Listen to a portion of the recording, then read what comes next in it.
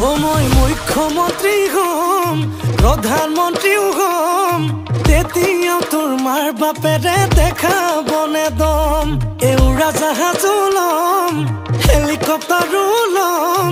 উৰি উৰি উৰি গৈ তোৰ চোতালতে ৰম মুখ্যমন্ত্ৰী হম প্ৰধানমন্ত্ৰীও হম তেতিয়া তোৰ মাৰ বাপেৰে দেখাবনে দম উৰাজাহাজো লম হেলিকপ্টাৰো লম উৰি উৰি উৰি গৈ তোৰ চোতালতে ৰম